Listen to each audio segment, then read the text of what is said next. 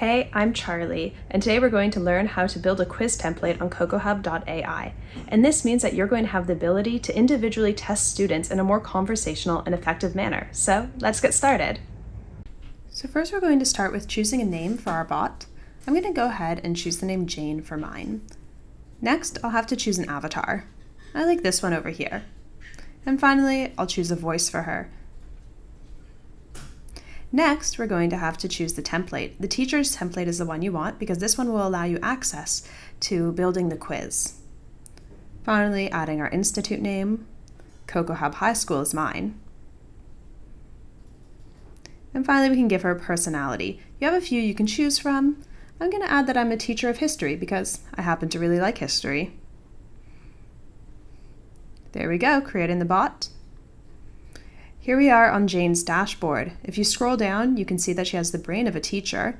Like I said, this is one we need in order to have the skills to create the quiz. And now let's get started. I'm going to build a quiz about King Henry VIII. Add an opening statement, so the first thing that your teaching assistant will say to the students.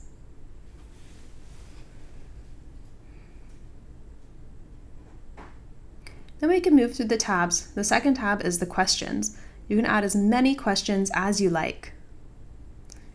For my first question, I'm going to ask, what is the king's first wife's name?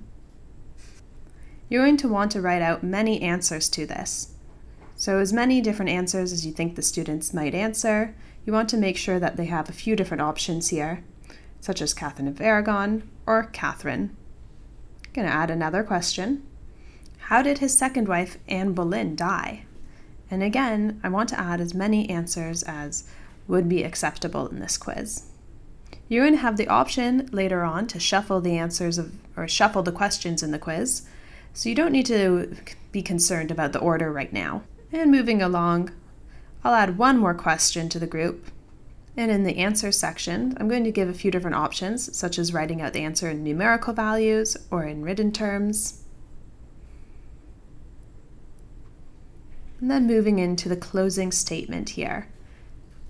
So something to let the students know that they've completed the end of their exam, and maybe letting them know also when you'll be finished marking and handing back the results. And the last tab is settings. This gives you a few different options. It makes your bot a little bit more conversational. The navigation messages are things that the bot will be saying between different questions. And make sure to give a few different answers here so that it feels more humanistic in the way that it approaches the conversational aspect of the quiz.